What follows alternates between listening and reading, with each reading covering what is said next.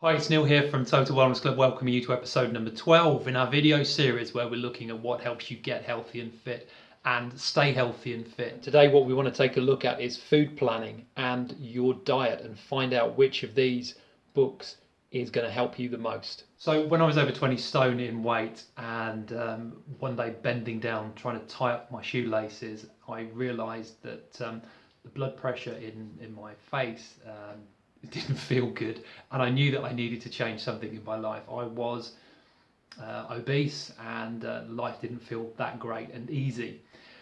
What I did was I turned to a book called Fit for Life at that time, and this actually is the third copy of this book. You used it for several years, cooked from it nearly every day, and it was responsible for me losing about 4 or 5 stone in weight. It was really helpful. It really explains natural nutrition and the way to eat water-rich foods and really eat really healthily.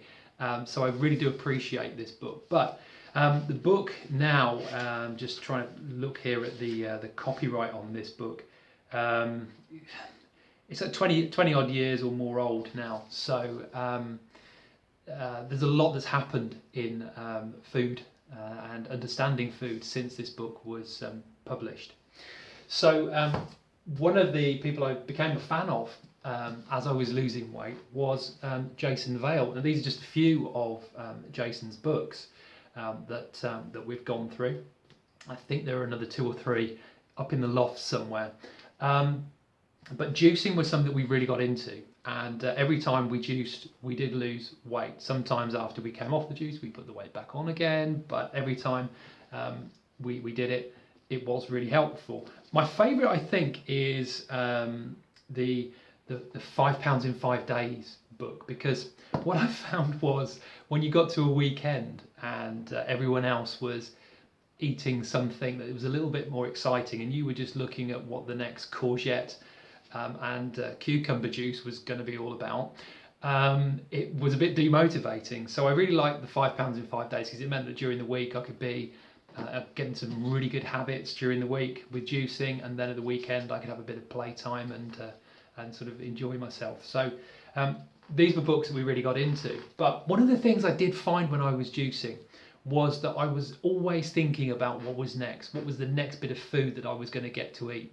Or what was the next juice I was going to get to drink. And as we sort of progressed and understood a little bit more, we came across this diet, the sugar impact diet. Now, some of the things that you may not realise is that when we talk about sugar, we're not just talking about sugar that is like your refined sugar that everyone says is naughty and you shouldn't eat. Not just talking about that, we're talking about sugars that are naturally produced in food and that may actually have an effect on your blood sugar level.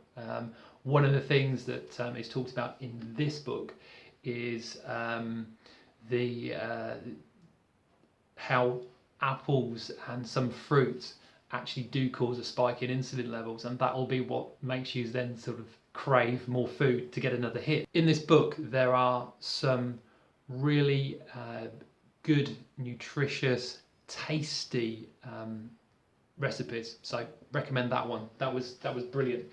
Other things we've explored: Ayurveda, really interesting. I went away on an Ayurvedic holiday, and it's the first holiday I've ever been on where I lost weight. So I lost about 7 pounds while I was away for 10 days.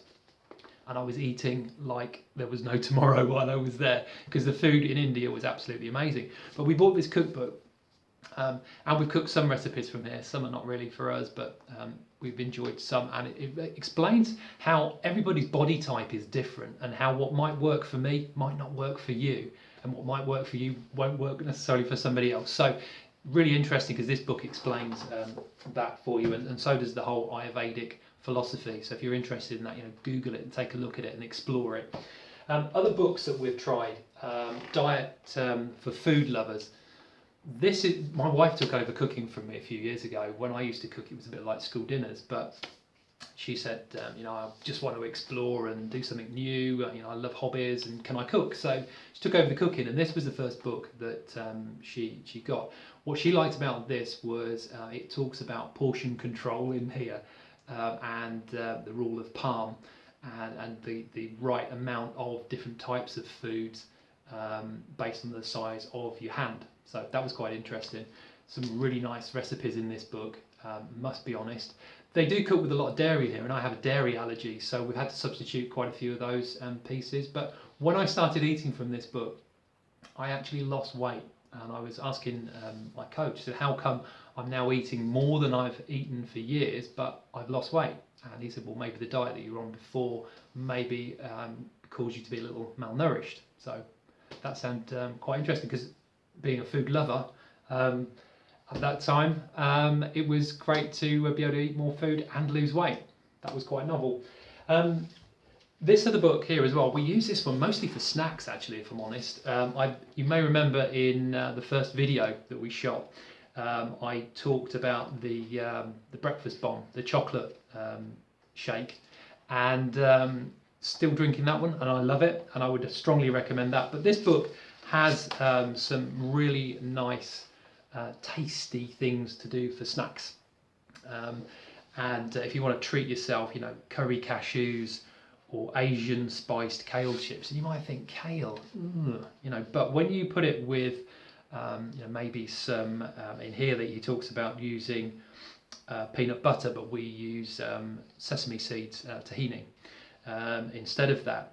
But adding that with a little bit of honey and some salt and some oil, cook it in the oven for a bit. Lovely. So really like some of the things that we've come across in that book. The latest one, Everyday Superfood from Jamie Oliver. This is a new one. You can see my wife at the moment is experimenting with lots of Jamie's recipes. She likes Jamie Oliver a lot because his food is always really tasty. Whether it's as healthy as some of these other ones, I don't know, but we're currently experimenting with this one. To tell you a little bit about the food planning that goes on in my house, because it's all done by my wife, who is very, very organised. And one of the things that she does is every week she has a food plan. She has like 4 sheets like this, one for each week, and we have a 4-week menu plan. And then in each week she photocopies all of the recipes that she's going to cook from in there, and sticks them in there behind the main sheet here that tells us what we're going to eat from day to day. And then we'll eat from that menu probably for about 6 months. During the winter we'll have a winter recipe that we'll cook from, and then in the summer, when we might want to eat a bit more salads and things like that, then we'll revert to a summer menu. So that's the food planning that we're doing here. These are the books that we've been learning from, and I want to share those with you in case any of those inspire you or make you want to go out and try those things as well. They've all brought me some benefits in different ways, and I would recommend all of them in your journey and exploration of food and nutrition, because there are no rights or wrongs for everybody. I think that everyone can be a little bit different. That's something that I've been learning, but if you don't agree with that, then find out what works for you,